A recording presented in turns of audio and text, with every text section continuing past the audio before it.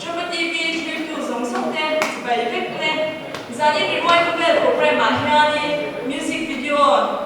muốn nó tập tất cả phim đó là phim tu đi khoan thấy mà đi đâu là sân lâu lắm gia đình đi ngoài cái program mà hiện đi cho cái group tên music video cover anh xem thằng nào em mấy cái phim hậu đó là gì à hay anh xemตัวสิ่งอันชวนอันสปอร์ตนี่อ่ะอีตัวเต้กันที่เขาบอกว่ากันวิดีโอไอ้ตัวที่ฉันดูกันง่ายดีนะอันวิดีโอเสียงเราที่เขา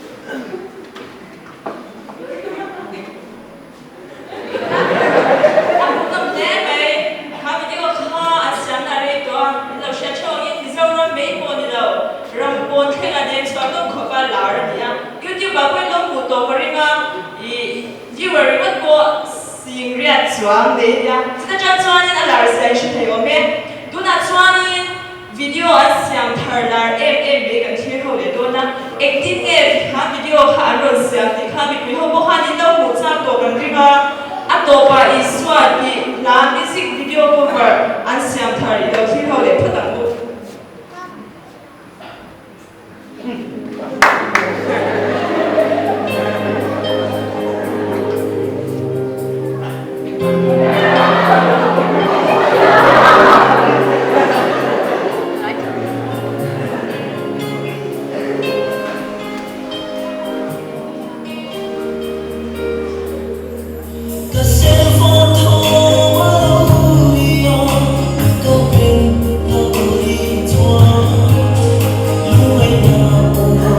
Hãy subscribe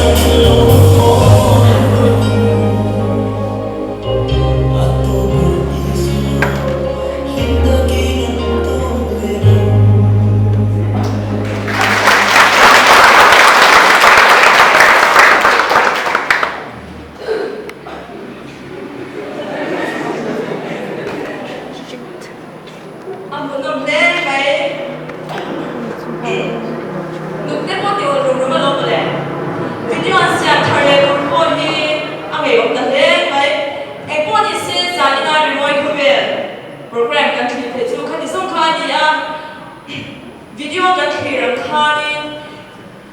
nakina kanin chile ni tur thil tilovila atopa iswa ko kan kamole chi